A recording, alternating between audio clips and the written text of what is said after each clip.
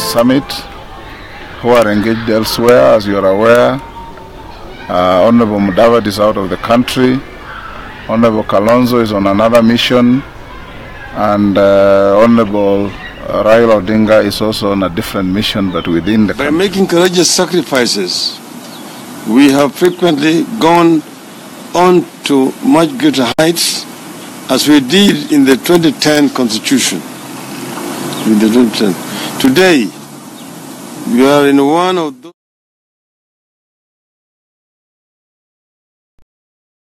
dark moments in the history of our nation once again. We are confronted with the layers upon layers of deceit and deception that we must not allow to reign.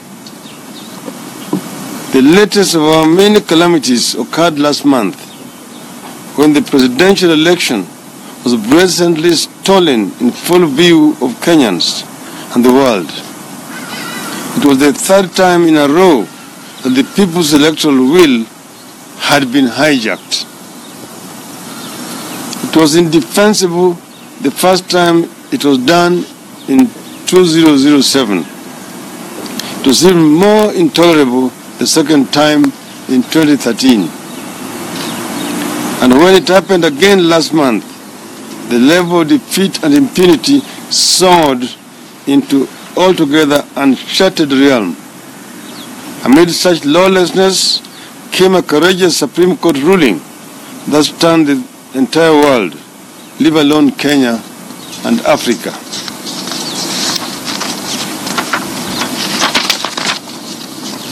Genocide, ethnic cleansing, and unlawful war aside, few crimes are worse than the theft of a people's right to elect a leader who will address their challenges and fulfill their hopes.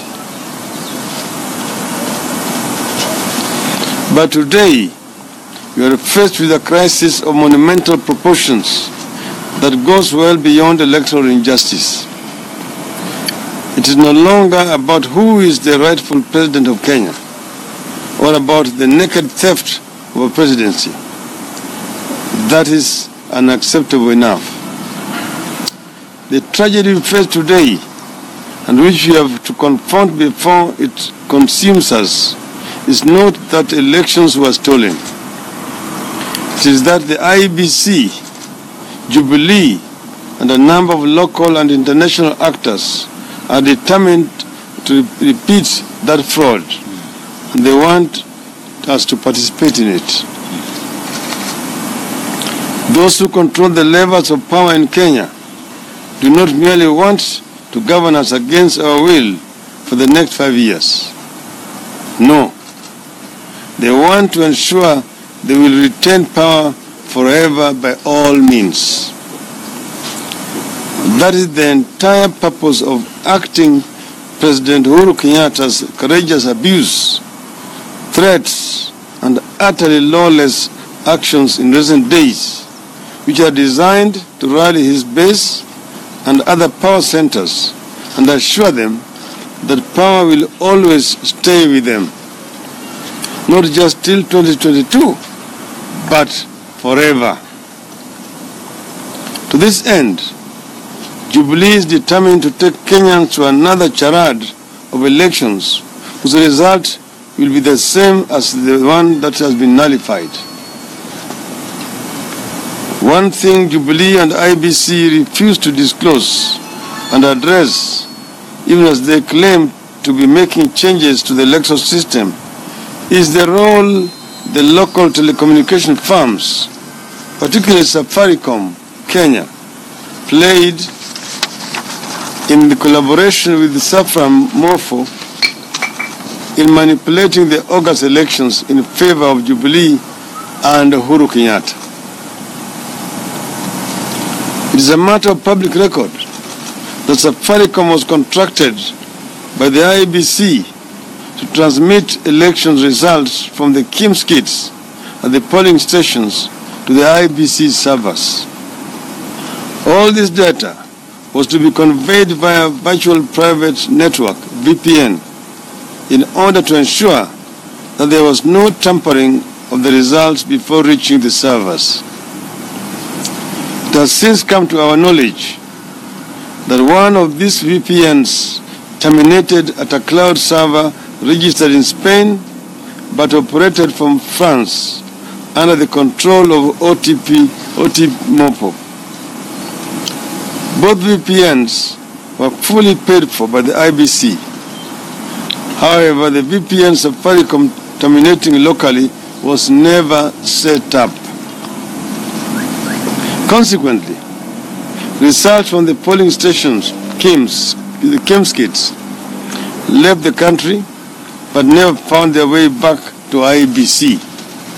In other words, the results which came from the polling stations were transmitted through IBC network to a server hosted in France, but they never came back to a server at Bomas of Kenya. None of the kits under Safaricom's network ever got their results onto the IBC's public work portal. This collusion between Safaricom, IBC, and Sopramoso remains intact, and the firm is set to do the same thing again which it did in August. Ask yourself, what were the results which were being displayed on the television when the results coming from polling stations were terminating in France?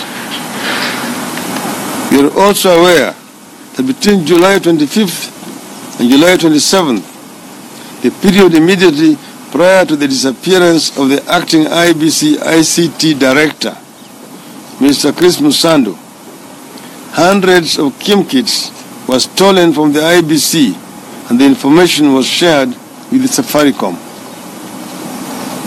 On the election day, the stolen KIMS kits were allowed to continue operating on the Safaricom network, even though the company, they were operating on the Safaricom network, even though the company management knew those kits were not under the control of the IBC. Safaricom allowed this illegality to go on and did not even care to report the various illegal activities of these KIM kits. You remember that there were several results coming from ungazetted polling stations.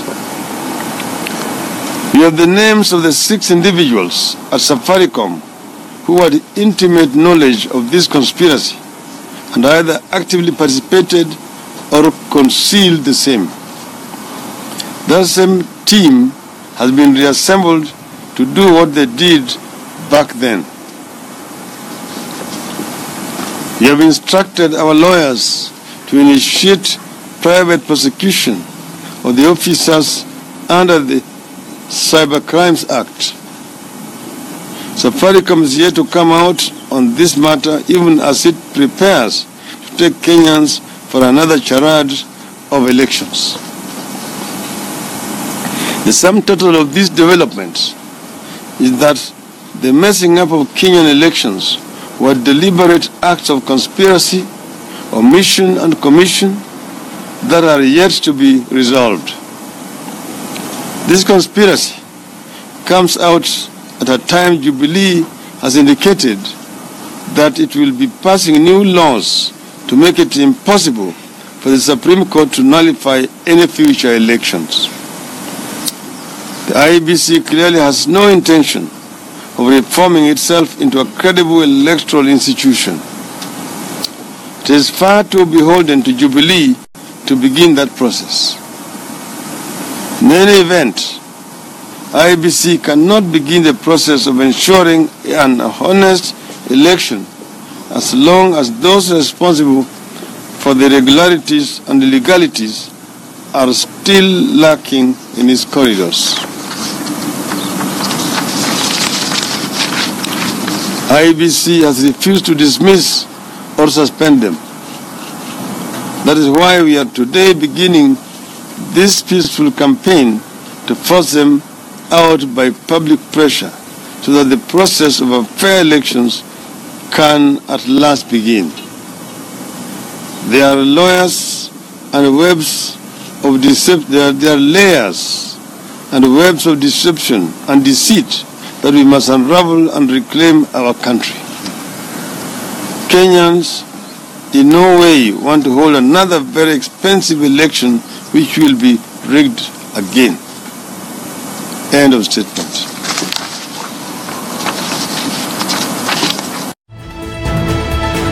By making courageous sacrifices, we have frequently